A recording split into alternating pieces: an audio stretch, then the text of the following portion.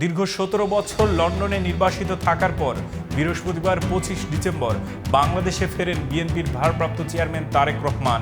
এর আগে বিমানে বসে এক আবেগঘন স্ট্যাটাসে লিখেছেন, দীর্ঘ ৬,৩১৪ দিন পর বাংলাদেশের আকাশে তার দেশে ফেরার খবর উঠে এসেছে আন্তর্জাতিক সব গণমাধ্যমগুলোতে।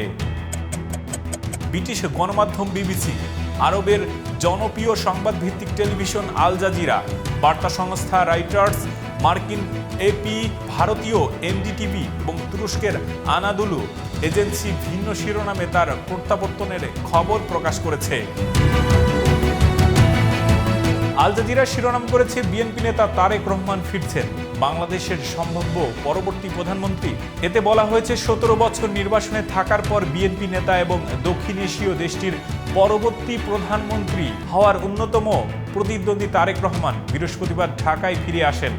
সেখানে তার দলের লক্ষ লক্ষ সমর্থক স্বাগত জানান। এপির প্রতিবেদনে বলা হয়েছে, ব্রিটেনের স্বেচ্ছা নির্বাসন থাকার পর বৃহস্পতিবার ঢাকায় ফেরেন তারেক রহমান। আসন্ন ফেব্রুয়ারির জাতীয় নির্বাচনে তিনি সম্ভাব্য প্রধানমন্ত্রী হিসেবে বিবেচিত হচ্ছেন। বিবিসিও একই তথ্য জানিয়েছেন।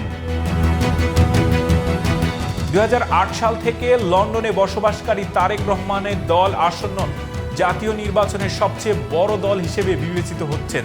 বিএনপির ভারপ্রাপ্ত চেয়ারম্যান হিসেবে দায়িত্ব পালন করছেন তিনি। ধারণা করা হচ্ছে, সাবেক প্রধানমন্ত্রী খালেদা জিয়ার জায়গায় তিনি স্থলাভিষিক্ত হতে পারেন।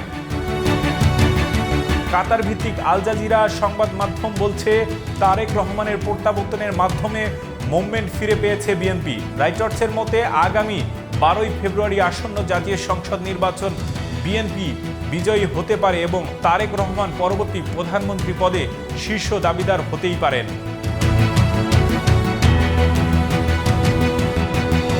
কাতার ভিত্তিক আল জাজিরা গণমাধ্যম বলছে, তারেক রহমানের প্রত্যাবর্তনের মাধ্যমে মুভমেন্ট ফিরে পেয়েছে বিএনপি।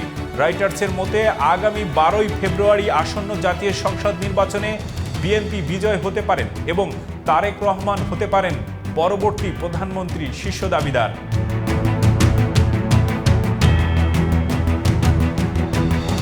রাজনৈতিক বিশ্লেষকদের মতে, তারেক রহমান দেশে প্রত্যাবর্তনের বাংলাদেশের রাজনীতিতে এক গুরুত্বপূর্ণ মাইল ফলক। দীর্ঘ ১৭ বছরের নির্বাসনের পর প্রত্যাবর্তন বিএনপির নেতৃত্ব ও সংগঠনকে নতুন শক্তি দিয়েছে।